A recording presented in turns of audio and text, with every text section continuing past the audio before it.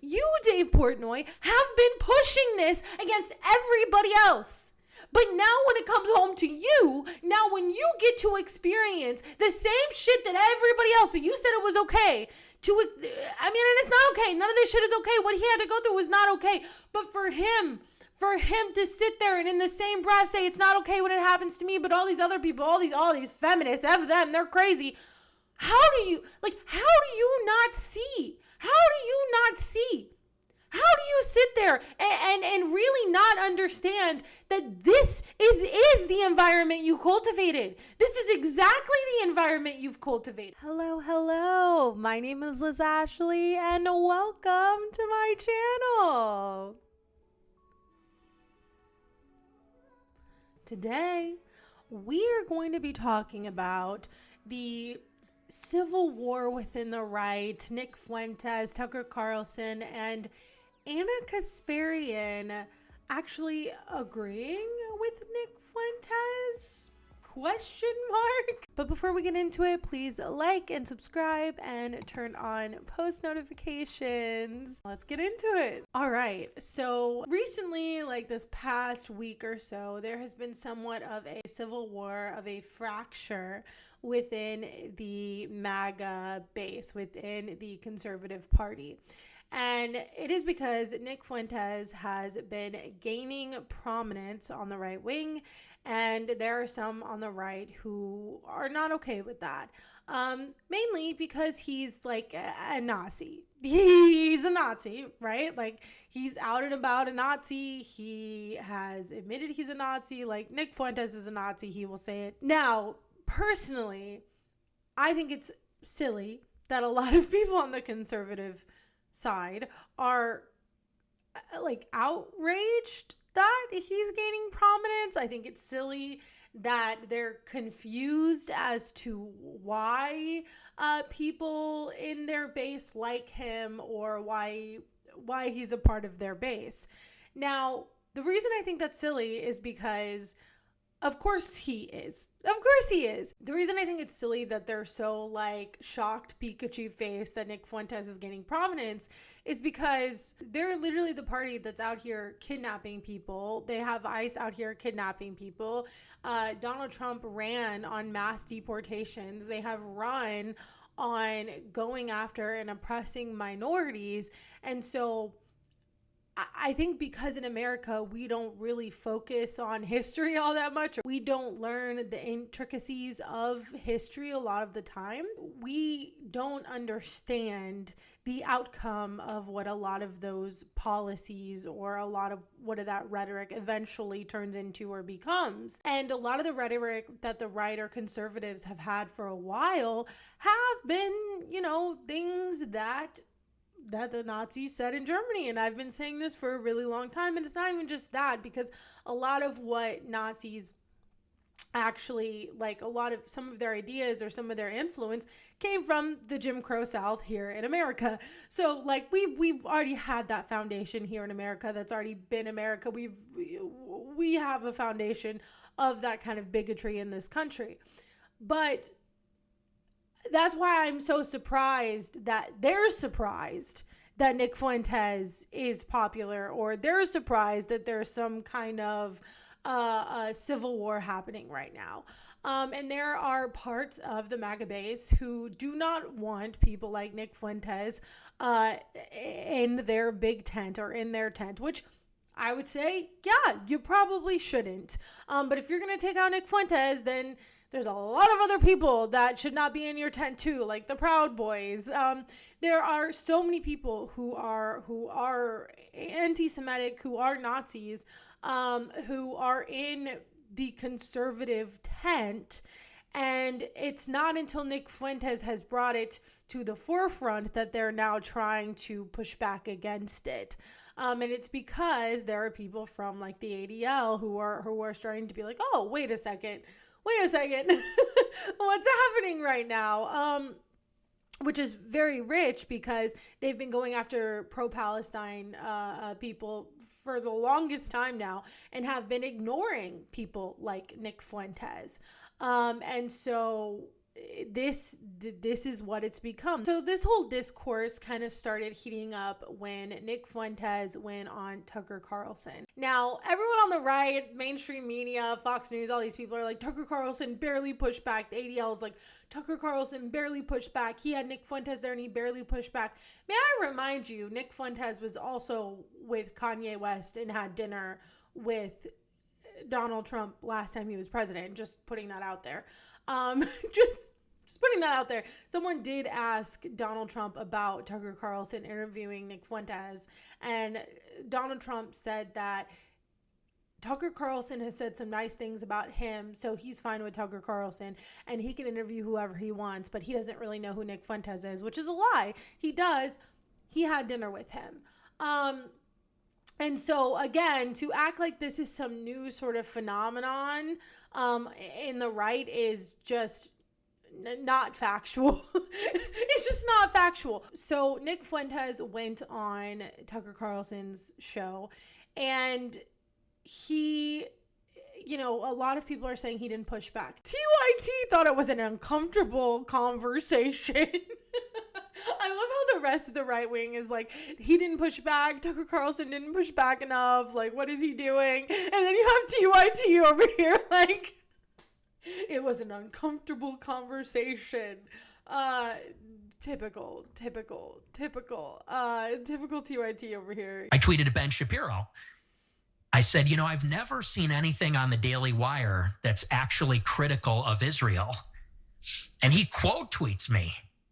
And at this time, I have 1,000 followers on Twitter. I don't know. I probably got 100 likes on this tweet. It wasn't a viral tweet. He quote tweets me and says, to accuse a Jew of dual loyalty is the surest sign of anti-Semitism. But the second you're like, well, actually, it's the Jews. First of all, it's against my Christian faith. Like, I just don't believe that, and I never will, period. Okay, first of all, Nick Fuentes 100% anti-Semitic, okay? Like, his whole, he is not pro-Palestine. He is also Islamophobic, okay? He is also racist. So don't let him fool you. He is a Nazi. He is anti-Semitic. And just because he says the right thing sometimes does not mean he can be trusted.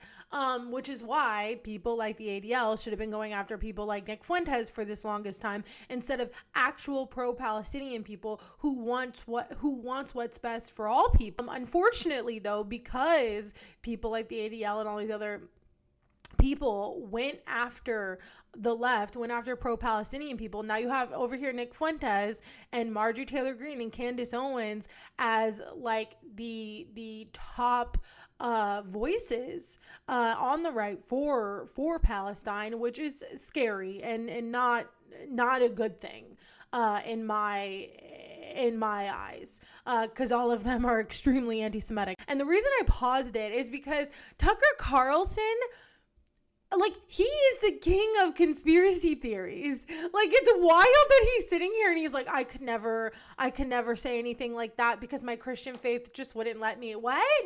Dude, what? Excuse me? You were on Fox News laundering half the conspiracy theories that Nick Fuentes believes in. What are you saying? What?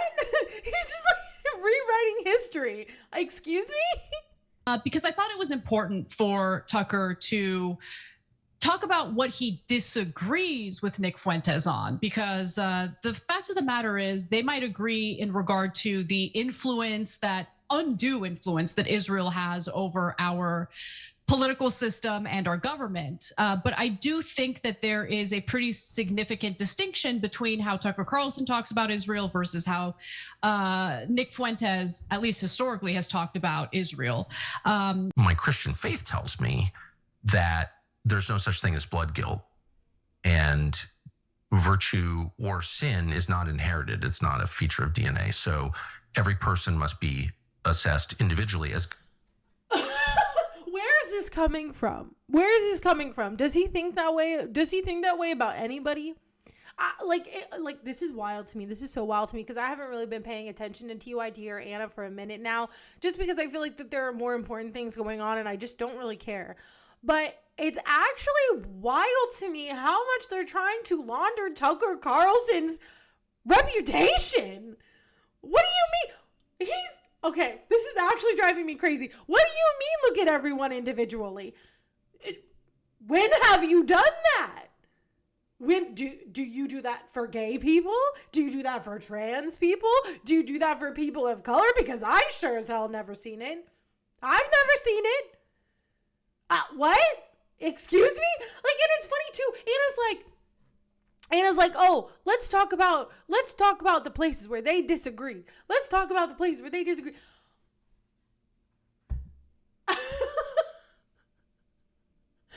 Like, Tucker Carlson is also anti-Semitic. like Anna Kasparian has said some things recently that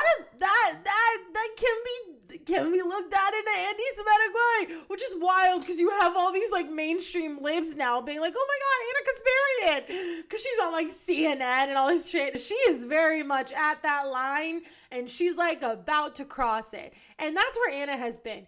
And Anna has gone on Tucker Carlson. So it doesn't surprise me that she's sitting here trying to launder his reputation or trying to like launder his opinion. I just like, I'm dumbfounded. Also, to think that this is like an uncomfortable conversation or that he's like pushing back in any way is crazy because he's not. I've seen he went harder on Ted Cruz. So aside from kind of shrouding it in religion and religious doctrine, yes. In terms of my own, which is like Christian nationalism, which is also which also leads to anti-Semitism because the whole end of times thing is extremely anti-Semitic. So like, I'm not like, this doesn't make any sense. It wasn't contentious. It's not uncomfortable. Like, this is ridiculous. Values and morals. I totally agree with Tucker Carlson on this, right? I don't judge Jewish people as a group.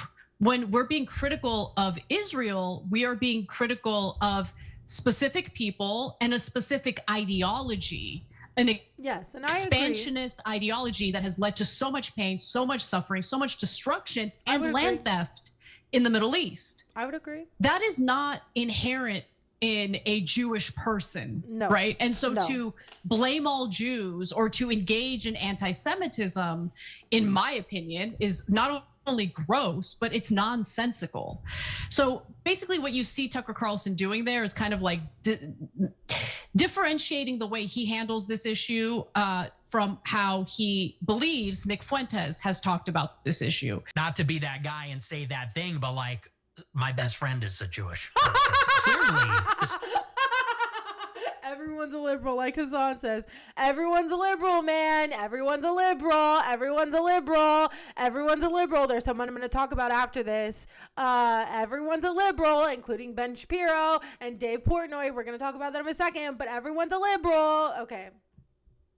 State of Israel and the neocons are deeply motivated by that ethnic identity, and their allegiance to Israel proceeds from that because of their unique heritage and story, which is that they're a stateless people. They're unassimilable. They resist assimilation for thousands of years, and I think that's a good thing.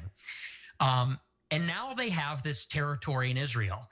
There's a deep religious affection for the state. It's bound up in their identity, the story of the Exodus from Egypt, the promise of the land, all these things. For the international Jewish community, they're extremely organized, and many of them are critical of Israel or Israel's current government or the project of Israel. But I guess what they have in common, unlike, let's say, like Singapore, for example, is that they have this international community across borders, extremely organized, that is putting the interests of themselves before the interests of their home country. And there's no other country that has a similar arrangement like that. Okay, but to say that it's all like it's inherent in all Jews, like all Jews sign on to what's happening right now in Gaza, like it's just not true. It's literally not true. Yeah, it's not. And I would say that I understand why people like Anna Kasparian and why people who just are introduced to her now are like, they like her a lot because when she talks about Palestine, I agree with her. And I like I said, I agree with her. The reason why Nick Fuentes is so dangerous is because on his own channel, he can just say whatever he wants and it doesn't matter and people will follow him and whatever. But right there, I actually saw him, I wouldn't say moderate, but he was saying what he thought in a way that sounded moderate, right? But it wasn't. It was kind of like, he was like talking about, like the way he was characterizing it was that all Jewish people think the same, which is not true, which is anti-Semitic. And he was saying, it's a global thing and they're very organized. Again, very anti-Semitic. That's not it. There are a lot of Jewish people, especially in America, who are very critical of Israel and are not, to varying degrees. But like, just to say that like, this is like a global thing and they care more about Israel than their own country that they're born in, it's just not true. It's not true. And to say that about all Jewish people, yes, is very anti-Semitic. And so I do think Nick Fuentes is a very dangerous person. And I think that, unfortunately, the right is not like, this is the type of person, this is the type of ideology that they breed. Like, this is the type of ideology that comes out of all the bigotry that they've been spewing for decades. All right. Now, let's look at Anna Kasparian actually like defending Nick Fuentes. This really interesting experience that Nick Fuentes allegedly had with the Daily Wire and Ben Shapiro. He's a curious person. He's a self-identified libertarian. He debates someone, and apparently that debate he performed really well in. And then he gets approached by someone who I'm actually familiar with. Her name is Cassie Dillon, who works over at the Daily Wire. She was impressed. And then there was like this effort to essentially recruit Nick Fuentes. Barack Obama, in the lame duck period, so the Democrats lost the election, he's on his way out. There's a resolution in the Security Council condemning the settlements in the West Bank in Israel.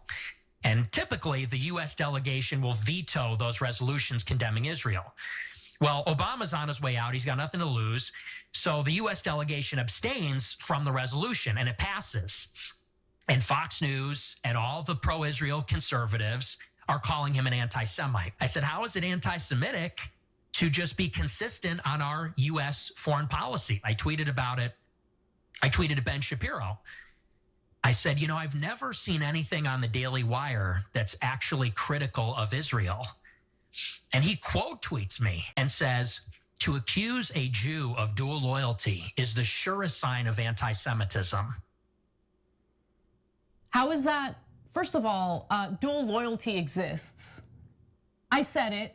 It exists. See, this is when I think Anna is purposely pushing the boundaries. I think she's doing she's doing a lot of what right-wingers do. She's doing a lot of what conservatives do. She knows, like, when she's on CNN, she knows that she has to like moderate a bit, or she has to be still somewhat liberal adjacent, I guess.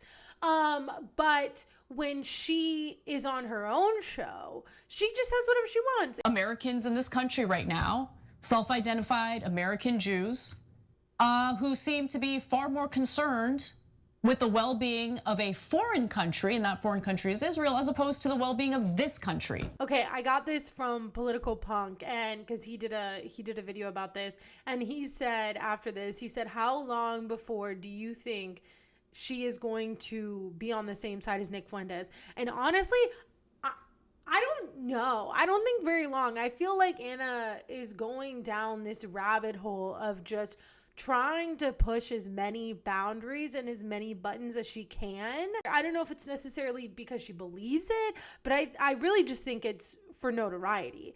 On my most recent live, we were talking about Epstein, and we were talking about Megyn Kelly and how she tried to, do the phebophilia argument, right?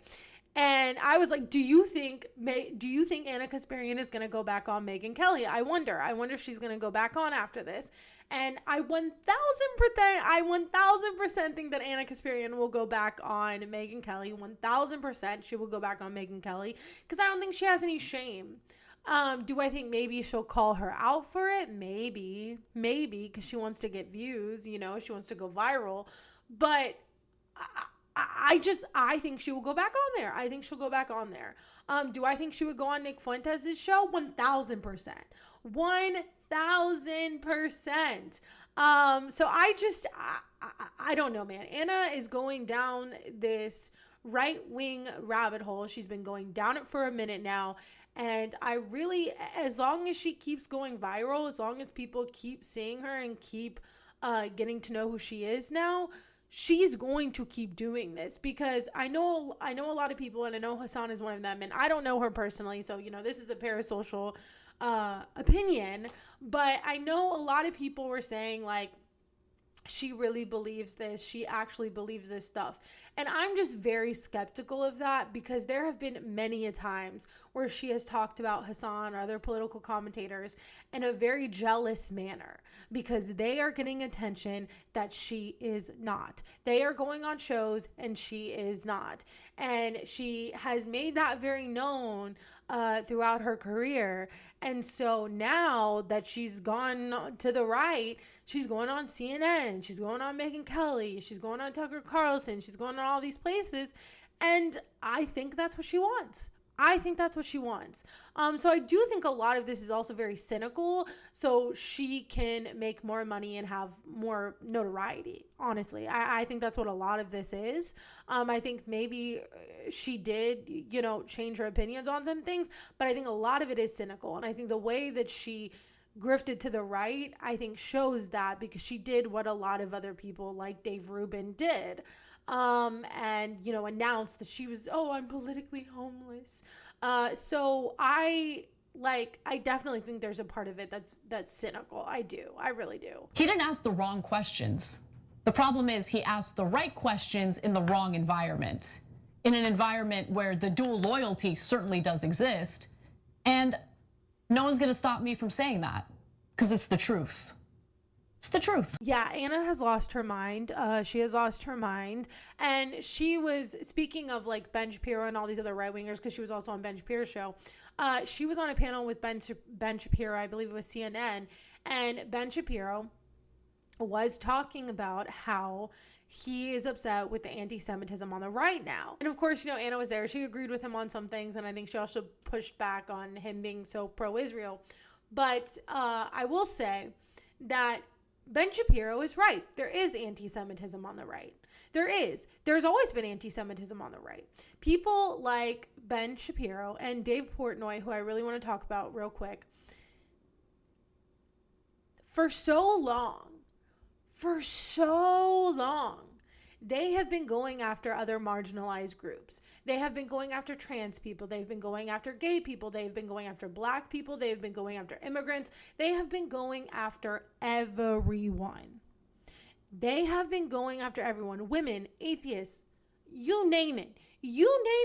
They've gone after them.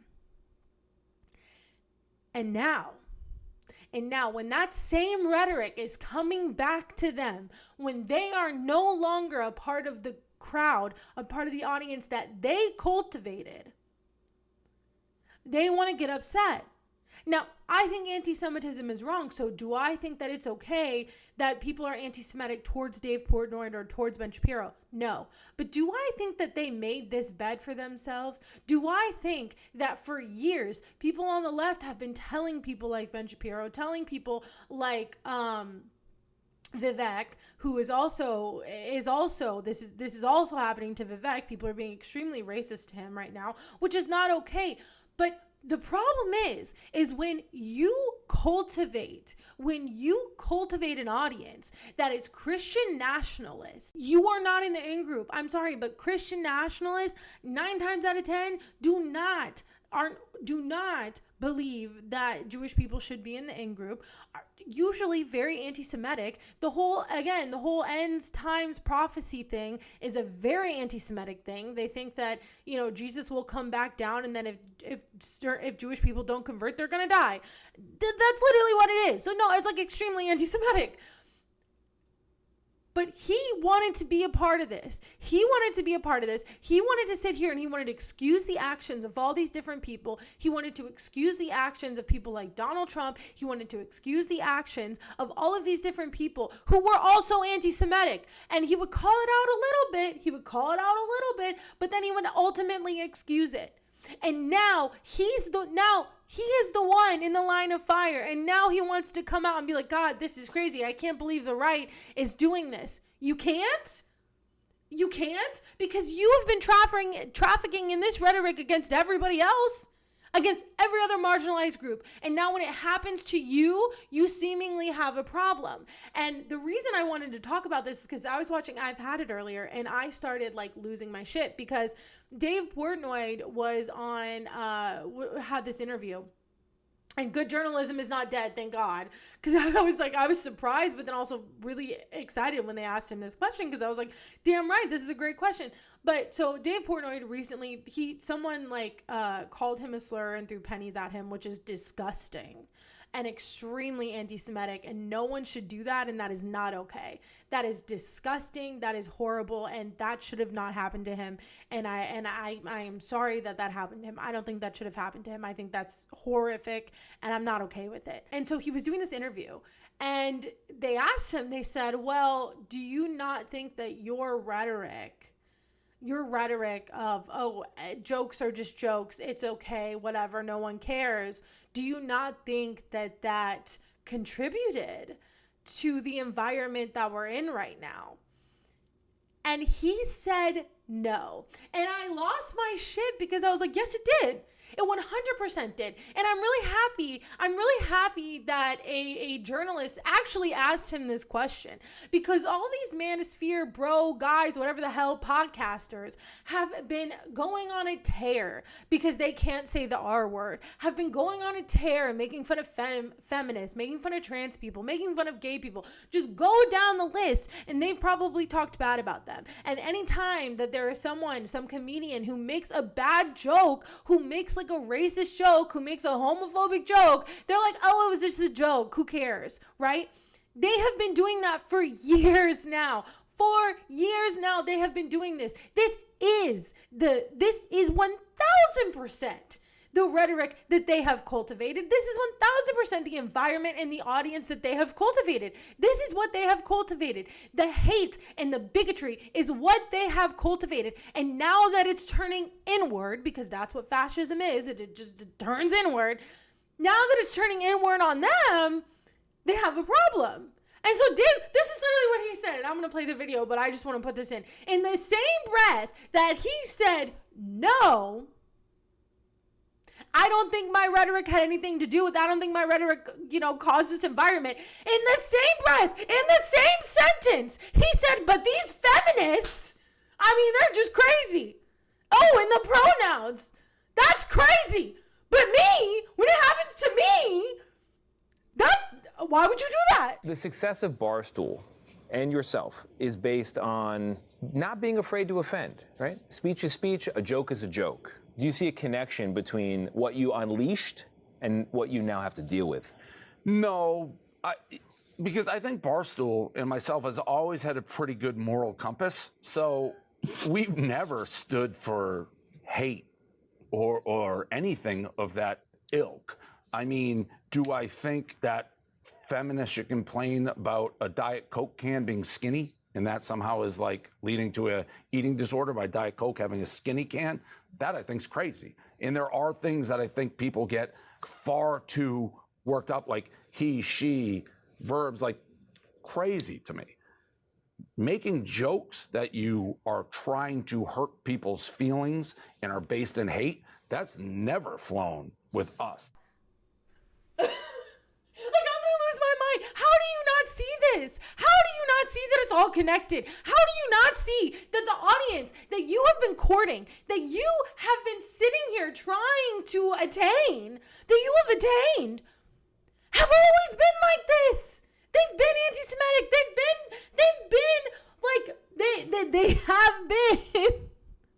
They have all these different bigotries because they are all connected. And you, Dave Portnoy, have been pushing this against everybody else. But now when it comes home to you, now when you get to experience the same shit that everybody else, that you said it was okay and it's not okay. None of this shit is okay. What he had to go through was not okay. But for him to sit there and in the same breath say it's not okay when it happens to me, but all these other people, all these feminists, F them, they're crazy. How do you not see? How do you not see? How do you sit there and really not understand that this is the environment you cultivated? This is exactly the environment you've cultivated. All of these right-wing podcasters who now suddenly want to act surprised that shit's going downhill, want to suddenly act surprised that everything they said that they stood for is not working very well. And they made fun of leftists, wanted to make fun of everybody on the left, go, say they're crazy, TDS, whatever the hell, right? Now they want to be like, oh my God, well, I didn't mean it like this. Well, I mean, I didn't want it to hurt me. I mean, oh God, I just thought it was going to hurt the trans people. I didn't realize it was going to come back to me. I didn't realize I was going to, feel some pain in all of this. It's just so maddening. And it's so frustrating. It's just so frustrating that he doesn't see what he's doing. Like, he doesn't understand that all of these different minority groups and their oppression is all interconnected. It is all interconnected. It's all interconnected, okay? Because in America right now, and like for most of America's time, there have been white wealthy males who are the in group, and they are the in group, and most times they're Christian, they're evangelicals. Not always the case, but most of the times they are, and they are the in group. And if you do not meet those qualifications, then you are somehow a part of the out group, and you will not get the same rights. That has been America in a nutshell ever since we have existed. There has always been an outsider or an outcast group that did not have full equal rights as everybody else. And Dave Portnoy, Ben Shapiro, Vivek Ramaswamy, all of these people who wanted to sit here. Oh, who else? Jillian Michaels. It's going to come for her sooner or later. Dave Rubin. It's going to come for him sooner or later. All the queer people who want to be on the right and act like, oh, everyone else is just so crazy. I just want the LGB, whatever the hell. They are going to also soon realize that they are not a part of this group. They are not a part of this group. They are not in the in group. And sooner or later, your audience is going to make that known to you. And it's starting to happen. And it's so insane how delusional people like a lot of people are. Because like Vivek Ramaswamy, they have been so racist to him, and yet he's still running, and now he's like, oh, we can't do the culture war stuff anymore. That's just not us. Dude, they're calling you names when you go to town halls. What are you saying? They're upset because you're not Christian at town halls. I just don't understand how you can sit here and sell yourself out, sell your community out, sell your soul to this party that is going to eventually turn inward and come after you because you are not a part of the in group. And it's the same for conservative white women too. They think that they're safe. They are not. They are not safe. They're going after women's rights too, and they're going to lose it just like everybody else. I don't know. That was a big rant, and I don't know. Anna Kasparian has lost her goddamn mind. That is the video today. If you liked this video, please like and subscribe and turn post notifications on, and comment. It really helps me in the algorithm if you comment. So comment what you think. Comment what you want my next video to be about. I'm taking suggestions. I'm going to start doing more video content on Wednesdays. So let me know what you want me to cover. And all right, I will see you in the next video. And I go live every Sunday at 7:30 p.m. Central Standard Time, so you can catch me on Sunday as well. And see you later. Bye.